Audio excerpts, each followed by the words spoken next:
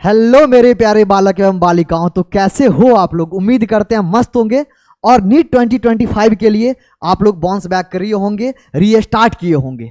मैं शशिकांत कुमार स्वागत करता हूं केमिस्ट्री के फिजिकल, ऑर्गेनिक और इनऑर्गेनिक को कैसे अप्रोच करें इन 2025 के लिए। देखो बच्चा, एक बात समझना पड़ेगा, अगर आप तीनों को एक अप्रोच से पढ़ते हो तो मार्क्स आने की पॉसिबिलिटी कम है और कम आएगा ही। अभी पिछले साल भी आपने तैयारी किया, हो सकता है आपको नीट 2025 के बाद भी तैयारी करना पड़े।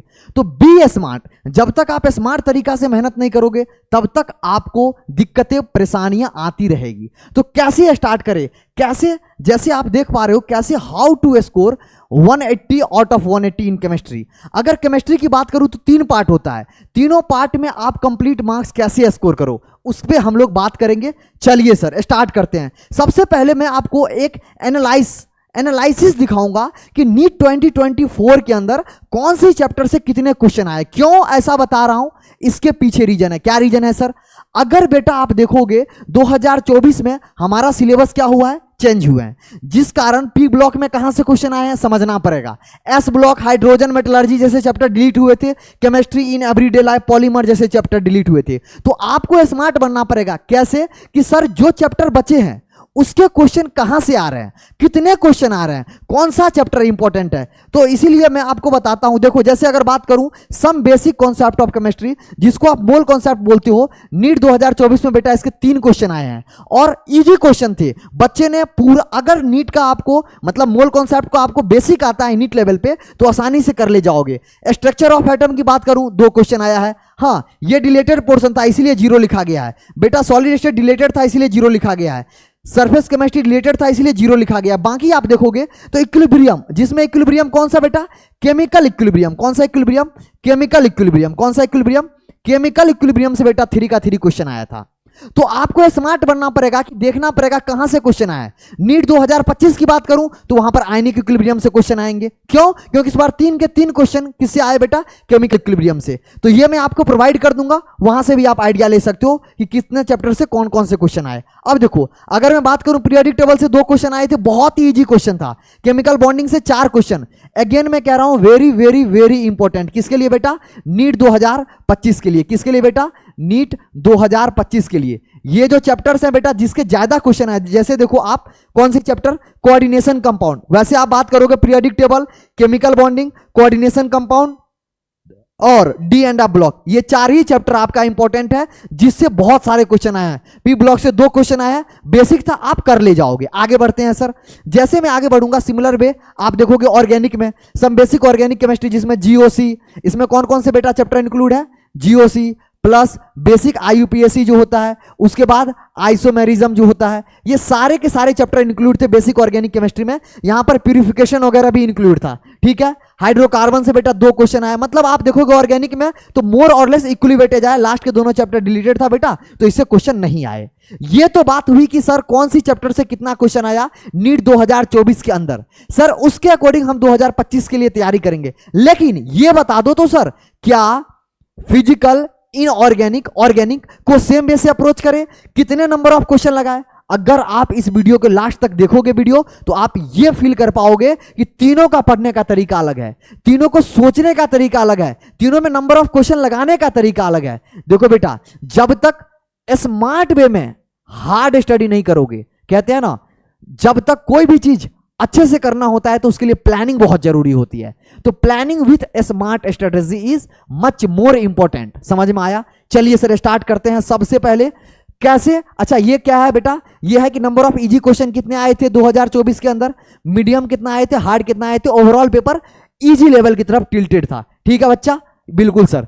जैसे मैं बात करूं ऑर्गेनिक केमिस्ट्री, ऑर्गेनिक केमिस्ट्री में क्या क्लास 11th का पढ़ने का तरीका और 12th का पढ़ने का तरीका सेम है? देखते हैं सर। अगर मैं आपसे बात करूं तो एनसीईआरटी बेटा नॉट सफिशिएंट है, किसके लिए? क्लास 11th के लिए। लेकिन एसेंशियल है, जरूरी है लेकिन सफिशिएंट नहीं है। सिर्फ एनसीईआरटी पढ़ के रह जाएंगे तो 11th का जो ऑर्गेनिक है उससे हमारा नीट 2025 में हो सकता है एक आध क्वेश्चन ना बने। क्यों? उसके रीजन बता रहा हूं। बट क्लास 12th के लिए एनसीईआरटी सफिशिएंट है। मतलब अगर क्लास 12th में ओनली आप एनसीईआरटी कर ले जाते हो, ओनली एनसीईआरटी कर ले जाते हो, देखो 11th के लिए सफिशिएंट नहीं है, लेकिन 12th के लिए अगर आप बहुत अच्छी तरीका से कर ले जाते हो एनसीईआरटी तो सफिशिएंट है। अगर आप एक्स्ट्रा क्वेश्चन करते हो that is well and good. अरे यार, जितना एक्सपीरियंस डॉक्टर होते हैं, जितना एक्सपीरियंस लोग होते हैं, उतना ज्यादा अच्छा होता है। सिमिलरली वे बेटा, अगर आप एनसीईआरटी के अलावा ज्यादा क्वेश्चन स्टार्ट करते हो, लगाते हो, तो वो तुम्हारे लिए अच्छा होगा। बट याद रखना 12th का एनसीईआरटी सफिशिएंट है। अगर आपके पास कम टाइम होगा तो सिर्फ 12th का एनसीईआरटी करके जा सकते हो। देखो, some chapter like IUPAC, GOC, isomerism, reaction mechanism के जिसके नाम से जानते हो जीओसी 1, जीओसी 2, हाइड्रोकार्बन, बेटा ये सब चैप्टर बहुत इंपॉर्टेंट है। और आप अगर एनसीईआरटी से करके जाओगे तो इसके questions there will be possibility, probability कि आपका क्वेश्चंस एक आध दो न लगे। इसीलिए मैं बोला क्लास 11th का एनसीईआरटी सफिशिएंट है बट एसेंशियल, मतलब एसेंशियल नहीं है, मतलब एसेंशियल है बट सफिशिएंट नहीं है। ठीक है, क्लास 12th के लिए all chapter are important, solve all in text question. मतलब बेटा देखो, एनसीईआरटी का तो जितने इन टेक्स्ट है, मतलब चाहे 11th की बात करूं, चाहे 12th की बात करूं, चाहे ऑर्गेनिक की बात करूं, चाहे फिजिकल की बात करूं, चाहे इनऑर्गेनिक की बात करूं, इन टेक्स्ट क्वेश्चन मत छोड़ के जाना मेरे भाई, क्योंकि इस बार भी डी&आप से डिट्टो इन टेक्स्ट क्वेश्चन आए थे और हर एक साल आते हैं। हर एक साल 2 से 3 से 4 5 क्वेश्चन तो मिनिमम डिट्टो होते हैं। एनसीईआरटी के बैक एक्सरसाइज से होते हैं। हाँ, चैप्टर के पैराग्राफ से तो क्वेश्चन होते ही हैं, कुछ क्वेश्चन जो इन टेक्स्ट और जो बैक एक्सरसाइज होते हैं उससे डायरेक्ट क्वेश्चन आते हैं। ठीक है, तो ये ऑर्गेनिक की बात हुई। जैसे हम आगे बढ़ेंगे सर, अब बात करते हैं ऑर्गेनिक केमिस्ट्री का। एनसीईआरटी में शॉर्ट नोट्स बनाना होगा, रिएक्शन का चार्ट बनाना होगा। जैसे मैं बात करूं उर्ज रिएक्शन का, रिएक्टेंट क्या होता है, प्रोडक्ट क्या होता है, अगर उर्ज रिएक्शन के प्रोडक्ट में कुछ और हम रिएजेंट डालेंगे तो उससे क्या बनेगा, मतलब चैन रिएक्शन जो होता है वो आपको 1 पेज में 2 पेज में पता होना चाहिए। हर एक रिएजेंट याद होना चाहिए, फ्लो चार्ट के रूप में कैटलिस्ट याद होना चाहिए, टेम्परेचर, प्रेशर, इंटरमीडिएट बहुत इंपॉर्टेंट है बेटा। किसके लिए? ऑर्गेनिक केमिस्ट्री के लिए। अगर मैं बात करूं बेटा make notes of physical property, किसका बेटा? ये ऑर्गेनिक कंपाउंड्स की बात कर रहा हूं। किसकी बात कर रहा हूं? ऑर्गेनिक कंपाउंड्स की बात कर रहा हूं। किसकी बात कर रहा हूं? ऑर्गेनिक कंपाउंड्स की बात कर रहा हूं। ऑर्गेनिक कंपाउंड्स के जो लास्ट में यूजेस दिए होते हैं उससे डायरेक्ट क्वेश्चन आते हैं, तो उसको आधा आधा पेज लगेगा, बहुत कम जगह लेता है एक एक चैप्टर का। हार्डली आपसे 8 से 9 चैप्टर है, उसको आप 8 से 9 पेज में बोले तो आधा आधा पेज लेगा, तो 4 पेज में आप बहुत अच्छी तरीका से फिजिकल केमिस्ट्री का नोट्स बना सकते हो। Solve PYQ of last 10 year, analyse them. बेटा ये चीज ऑर्गेनिक के लिए भी करना है, इनऑर्गेनिक के लिए करना है और हमको फिजिकल के लिए भी करना है। आगे बढ़ सकते हैं। जैसे आगे बढ़ेंगे बेटा, physical chemistry, NCERT is not sufficient but it is just essential. अगर आप फिजिकल केमिस्ट्री में चाहे 11th की बात करूं चाहे 12th की बात करूं, अगर आप ये सोच के जाओगे कि सिर्फ एनसीईआरटी करके जाए तो हो सकता है आपका क्वेश्चन बने, but it will take more time. So आपको प्रैक्टिस के लिए आपको अलग से क्वेश्चन लगाने की जरूरत है, इसीलिए लिखा हूं NCERT not sufficient but essential है। एनसीईआरटी में जितने क्वेश्चन है उसको तो लगा के जाना ही है। Solve all numerical of NCERT in text, exercise या एग्जाम्पलर। पहले मैं बोल चुका हूं एनसीईआरटी का इन टेक्स्ट, एग्जाम्पलर और बैक एक्सरसाइज तीनों ऑर्गेनिक, इनऑर्गेनिक और फिजिकल के लिए नीट के पॉइंट ऑफ व्यू से बहुत इंपॉर्टेंट है। आगे जैसे बढ़ते हैं, make short notes, short notes बनाओ 1 पेज का नोट्स। अगर आपको ये नोट्स चाहिए तो आप मेरी टेलीग्राम चैनल, कहां पे बेटा? शशिकांत, ये मेरा टेलीग्राम का चैनल का ग्रुप है शशिकांत _CS के आप लिखोगे @ तो आपको मैं टेलीग्राम पे मिल जाऊंगा। ये मेरा टेलीग्राम का ग्रुप है, यहां पे आप जुड़ जाओगे या फिर मेरे को डीएम कर सकते हो @KM_शशि, ये मेरा यूजर आईडी है KM शशि, ये मेरा पर्सनल है, यहां पर पर्सनल मिलोगे। और अगर आप यहां पर केमिस्ट्री @केमिस्ट्री, अगर आप बेटा शशिकांत _CS के मेरा कोड है केमिस्ट्री बाय शशिकांत कुमार, तो यहां पर आप जुड़ोगे तो ये पीडीएफ, इसके साथ साथ जो कुछ भी आपको नोट्स चाहिए वो आपको वहां मिल जाएगा। आगे बढ़ते हैं sir. 4 NCERT exercise and exemplar theory question, go through detailed lecture. देखो बेटा, अगर आपको फिजिकल केमिस्ट्री में क्वेश्चंस लगाने हैं, वो भी अच्छे क्वेश्चंस अगर आते हैं तो बनने हैं, अगर आपसे बनेगा तभी जब आप डिटेल्ड लेक्चर देखोगे। इसीलिए पेड बैच जो मतलब वेदांतु का मंथन बैच है, आप उसको इनरोल कर सकते हो अगर आप चाहते हो, या फिर अगर आपको लगता है कि नहीं कहीं और किसी और प्लेटफॉर्म से किया जाए तो वो भी आपके लिए वेल एंड गुड होगा। मैं आपको सजेस्ट इसीलिए किया वेदांतु, क्योंकि इंडिया के बेहतरीन टीचर मंथन में अभी पढ़ा रहे हैं। ठीक है बच्चा, आगे बढ़ते हैं सर। अगर मैं बात करूं फिजिकल केमिस्ट्री का, each and every table important है बेटा, टेबल से डायरेक्ट क्वेश्चन आते हैं। ठीक है, practice minimum 30 question daily basis, easy to NEET level. मतलब कहना चाह रहा हूं डेली अगर आप मान लो इलेक्ट्रोकेमिस्ट्री पढ़े तो इलेक्ट्रोकेमिस्ट्री के जितना आप टॉपिक जहां तक पढ़े पर्टिकुलर डे लेक्चर 1 लेक्चर 2 में, तो उतने में कम से कम 30 से 20 क्वेश्चन डेली बेसिस पे लगाओ ताकि प्रैक्टिस आपकी शानदार हो जाए। Solve PYQ of last 10 year, analyse them, जो उसमें भी था हमारा ऑर्गेनिक में। इनऑर्गेनिक के लिए NCERT is much much more important. Some chapter like periodic table, chemical bonding, coordination compound, बेटा इसके डिटेल्ड वीडियो लेक्चर अगर देख लोगे बहुत वेल एंड गुड है, बट एनसीईआरटी तो करके जाना ही जाना है। डिटेल्ड लेक्चर इसीलिए कह रहा हूं ताकि अगर क्वेश्चन थोड़ा घुमावदार होता है तो लेक्चर देखते हो तो वहां पे आपको आइडिया लगता है, आपकी ब्रेन ज्यादा एक्टिव रहता है, ज्यादा सोच सकता है।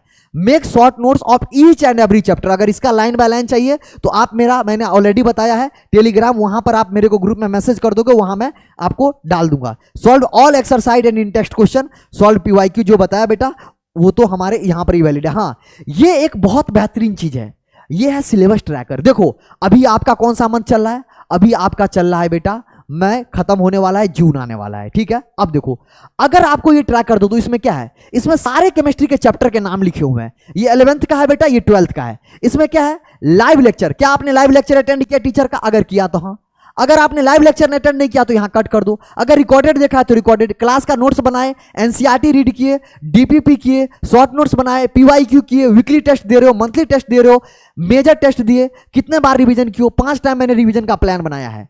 मतलब क्या होगा, मान लो आपने सारा चैप्टर पढ़ लिया, एक बार जब सारा चैप्टर पढ़ लोगे तो आपके पास ये जहां पर भी आप पढ़ते हो स्टडी टेबल के सामने, अपने वॉल के सामने, वहां पर चिपका के रखो। आपको आइडिया लग जाएगा कि कौन से चैप्टर का मैंने वीडियो लेक्चर मिसिंग किया, कौन सा चैप्टर का मैं डीपीपी सॉल्व नहीं किया, कौन सा चैप्टर का मैं पीवाईक्यू कम किया हूं। यहां पर लिख दो। अगर मान लो तुम किसी चैप्टर का 20 पीवाईक्यू किया हो तो यहां पर 70 लिख दो और 20 लिख दो। मतलब इसको आपको आइडिया रहेगा कि इस चैप्टर का मैंने 20 क्वेश्चन किए हैं। ये बहुत बेहतरीन चीज है। आपको जब आप अगली साल 2025 में जब जनवरी फरवरी मार्च के पास आओगे, जब आप पैनिक बटन दबाते हो तो यहां पर आपको यह हेल्प करेगा और यह आपका आईना होगा, मिरर होगा, जो आपको यह बताएगा कि आपकी कौन सी चैप्टर में कमी है, क्यों कमी है, क्योंकि किसी का आप डीपीपी लीव किए हो, किसी का टेस्ट लीव किए हो, किसी का रिवीजन कम बार है। क्लियर बच्चा, ये बहुत इंपॉर्टेंट है। इसका भी पीडीएफ मैं अपने टेलीग्राम में डाल दूंगा, ठीक है। एक बार और मैं टेलीग्राम बता देता हूं, केमिस्ट्री बोल रहा हूं, शशिकांत